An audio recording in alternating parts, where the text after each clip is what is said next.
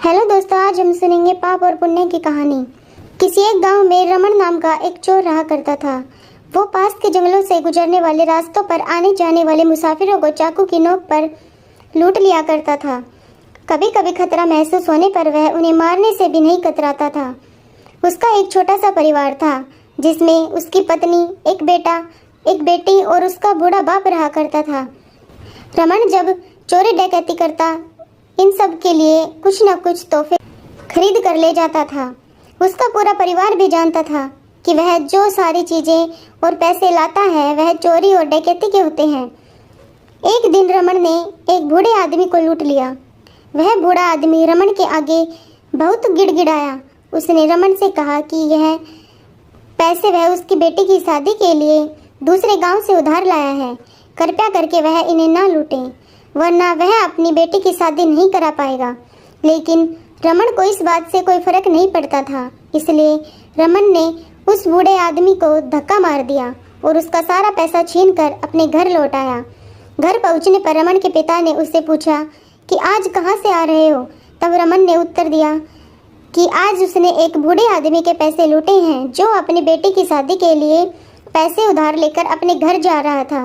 रमन के पिता ने उसे कहा कि तुम्हें ऐसा नहीं करना चाहिए। ऐसा करने से तुम्हें बहुत पाप लगेगा।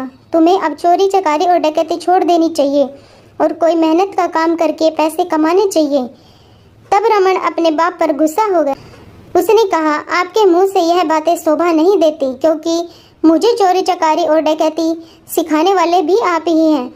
अब आप मुझे ज्ञान मत दीजिए। उसके पिता ने उससे कहा कि हाँ बेटा, मैंने ही यह पाप का रास्ता तुझे दिखाया है, मगर जब मुझे इस बात का एहसास हुआ कि यह रास्ता गलत है तो मैंने भी अपने बुरे काम करने छोड़ दिए।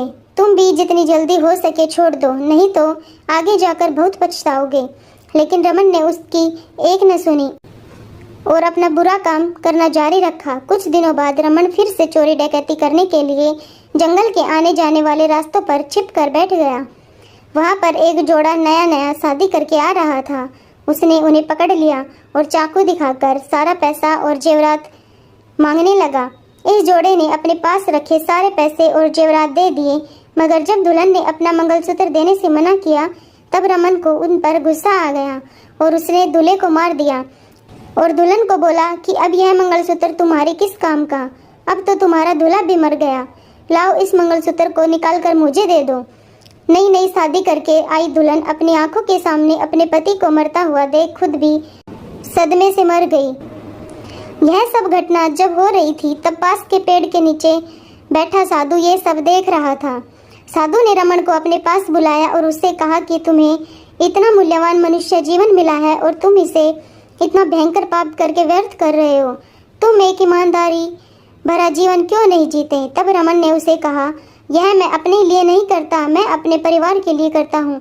मैं जो लूटपाट करता हूँ उससे जो मुझे पैसे मिलते हैं वह मैं सारा अपने परिवार के ऊपर खर्च कर देता हूँ।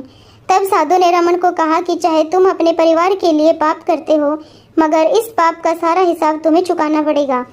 हाँ, अगर कोई है जो अपनी मर्जी से तुम्हारे पाप में भागीदार बनता हो तब बात अलग होगी। रमन ने साधु की बात सुनकर तुरंत कहा, हाँ, क्यों नहीं। मेरा पूरा परिवार मुझसे बहुत प्रेम करता है और वह सब जरूर मेरे पाप में भागीदार बनेंगे। आखिरकार मैं ये सब उनके लिए ही तो करता हूँ। साधु ने रमन से कहा कि हो सकता है यह तुम्हारा भ्रम हो। इस बात को स्पष्ट करने के लिए तुम्हें अपने परिवार से एक बार पाप की हिस्सेदारी लेने के लिए पूछ लेना चाहिए। रमन को साधु की बात पर विश्वास नहीं हुआ, लेकिन उसने सोचा कि एक बार पूछने में क्या जाता है। उस दिन जब वह घर पहुंचा तो अपने सारे परिवार के लिए कुछ न कुछ तोहफे लेकर गया, जिन्हें पाकर परिवार के सभी लोग बहुत खुश हो गए। उसने सबसे पहले अपने पिता से पूछा कि क्या आप मेरे पापों में भागीदार होंगे। पिता ने उससे कहा कि बेटा, मेरे खुद के ही इतने सारे पाप हैं जिनका पछतावा मैं अब तक कर रहा हूँ। भला मैं तुम्हारे पाप में भागीदार कैसे बनूं? और वैसे भी मैं तुमसे यह काम छोड़ने के लिए तो पहले से कह रहा हूँ। बाद में रमन अपनी पत्नी और बच्चों के पास गया। अपनी पत्नी और बच्चों से भी यही सवाल किया कि क्या वह उसके पाप के भागीदार बनेंगे। तब उसकी पत्नी और बच्चों ने उससे कहा कि आप जो कुछ भी करते हैं वह हमारे लिए नहीं करते, बल्कि आप इसलिए करते हैं क्योंकि आपकी वह जिम्मेदारी है। आप अपनी जिम्मेदारी चोरी डकैती करके पूरी करो। हमने ऐसा कभी नहीं कहा। वो पूरी तरह आपका फैसला है, इसलिए इससे मिलने वाले पाप में हम आपके भागीदार कैसे बने? अपने परिवार का जवाब सुनकर रमन की आंखें खुल गई। वो तुरंत जंगल में पेड़ के नीचे बैठे साधु के पास गया और सारी बात साधु को बताई और उनसे यह भी पूछा कि वह कैसे अपने पाप कम कर सकता है। साधु ने उससे कहा, अपने सारे बुरे काम तुरंत बंद कर दो और तुम्हारे पास जो कुछ है, तन मन या धन, उन सब से अच्छाई के काम करना शुरू कर दो, जिससे तुम्हारा पाप धीरे धीरे कम हो जाएगा। उस दिन से ही रमन ने सारे बुरे काम बंद कर दिए और अच्छाई के कामों में लग गया। Thank you.